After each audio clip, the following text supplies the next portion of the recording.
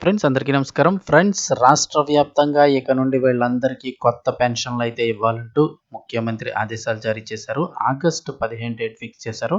ఎవరెవరికి ఇవ్వబోతున్నారు ఏంటి, అలాగే ఒకవేళ ఇప్పుడు ఇచ్చిన తర్వాత నెక్స్ట్ ఎవరికైనా పెన్షన్ రాకపోతే ఎప్పుడు ఇస్తారు, అవన్నీ డీటెయిల్స్ తెలుసుకుందాం. వీడియో పూర్తిగా చూడండి, అలాగే తప్పకుండా లైక్ చేయండి. మరిన్ని అప్డేట్స్ కోసం ఛానల్ని సబ్స్క్రైబ్ చేసుకోండి. ఇంక వివరాల్లోకి అయితే వెళ్ళిపోదాము. ఇకపై వారందరికీ కూడా కొత్త పెన్షన్లు, తేదీ ఫిక్స్. అధికారులకు ముఖ్యమంత్రి రేవంత్ రెడ్డి కీలక ఆదేశాలు. రాష్ట్రంలో ఉన్నటువంటి తలసేమియా, సికిల్ సెల్, అనీమియా బాధితులకు పింఛన్లు మంజూరు చేయాలని ముఖ్యమంత్రి రేవంత్ రెడ్డి అధికారులను ఆదేశించారు. అర్హులను గుర్తించి ప్రక్రియను వెంటనే ప్రారంభించాలని చెప్పారు. ఆగస్టు 15వ తేదీ నుంచి పెన్షన్లు పంపిణీ చేయాలని, బాధిత కుటుంబాలకు ఉపశమనం కలిగించేందుకు పెన్షన్లు దోహదపడతాయని అన్నారు. ఇక పంచాయతీరాజ్, గ్రామీణాభివృద్ధి శాఖలపై మంత్రి ధనసరి అనసూయ సీతక్కతో కలిసి ముఖ్యమంత్రి రేవంత్ రెడ్డి సమీక్ష నిర్వహించారు.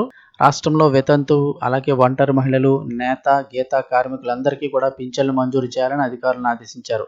అలాగే దివ్యాంగులు ఎవరైనా చనిపోయినప్పుడు వారి భార్యలకు తక్షణమే పింఛన్లు ఇవ్వాలని ఆదేశించారు.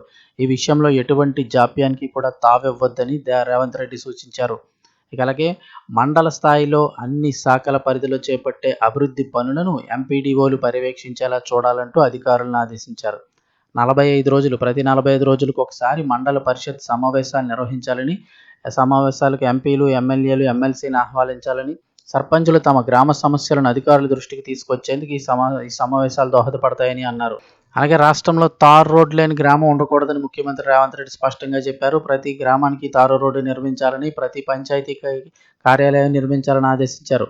పంచాయతీలో జనాభా ఆధారంగా ఏబీసీ వర్గాలుగా వర్గీకరించి భవనాలు నిర్మించాలని, కార్యదర్శులు పారిశుధ్య పనులు, ఇతర అంశాలపై పూర్తి స్థాయిలో బాధ్యత వహించేలా చూడాలని తెలిపారు. అదేవిధంగా రాష్ట్రంలో వివిధ కారణాలతో ఎన్నికలు జరగని పంచాయతీలకు పారిశుధ్య, ఇతర పనులకు ఆటంకం లేకుండా వెంటనే నిధులు విడుదల చేయాలని రేవంత్ రెడ్డి అధికారులకు సూచించారు.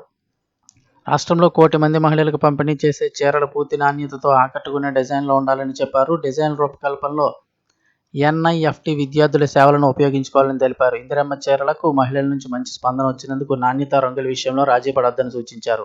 ఓవరాల్గా ఆగస్టు 15 నుంచి చూస్తే కనుక తలసేమియా, సికిల్ సెల్, అనీమియా బాధితులకి పెన్షన్లు అయితే కనుక ఇవ్వడం జరుగుతుంది. అలాగే రాష్ట్రంలో వితంతు, ఒంటరి మహిళలు, నేత, గీత కార్మికులందరికీ కూడా పెన్షన్లు అయితే మంజూరు చేయబోతున్నారు.